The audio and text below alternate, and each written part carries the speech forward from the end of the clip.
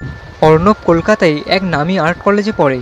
সে বরাবরই ছবি আঁকতে ভালোবাসে, বিশেষ করে মানুষের মুখ।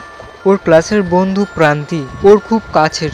ওরা প্রায় একসাথে আঁকে, খায়, ঘুরতে যায়। একদিন কলেজে একটা প্রতিযোগিতা ঘোষণা করা হলো, সবচেয়ে রহস্যময় মুখ আঁকা। অর্ণব ঠিক করে এমন একটা ছবি আঁকবে যেটা কারোর চোখে পড়লে মনে হবে মুখটা কিছু বলতে চাইছে। সেদিন রাতে অর্ণব একটা আজব স্বপ্ন দেখে। সে একটা পুরনো ঘরে দাঁড়িয়ে আছে, সামনের দেয়ালে একটা মেয়ের মুখ আঁকা। মেয়েটার চোখে জল, ঠোঁটে রক্ত। হঠাৎ সেই মেয়ে ছবির ভিতর থেকে বলে, আমার এখানে বন্দি করে রেখেছে, আমাকে মুক্তি দাও। ঘুম ভেঙে যায় অর্ণবের, কিন্তু মাথার ভিতরে মেয়েটার মুখটা কেমন জানি স্পষ্ট হয়ে থাকে। পরের দিন অর্ণব হঠাৎ করেই ছবি আঁকা শুরু করে, কোনো রেফারেন্স ছাড়াই।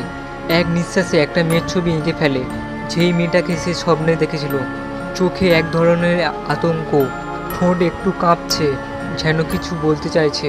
ছবিটা দেখে প্রান্তি বলে, তুই তো একেবারে জীবন্ত মানুষের মতো এঁকেছিস, কিন্তু মেয়েটা কে? অর্ণব বলল, জানি না, মনে হচ্ছে ওর কাহিনী আছে। এরপর থেকে বাড়িঘরে বিভিন্ন অদ্ভুত ঘটনা শুরু হয়। ছবিটার মুখ মাঝে মাঝে বদলে যাচ্ছে, ঠোঁটটা একটু একটু করে খুলছে, আর রাত হলে মনে হয় কেউ দেয়াল থেকে তাকিয়ে দেখছে। বন্ধুরা, এটি ছিল পার্ট 1। পার্ট 2 দেখার জন্য ভয়ের অন্ধকার চ্যানেলটিকে সাবস্ক্রাইব করে রাখুন।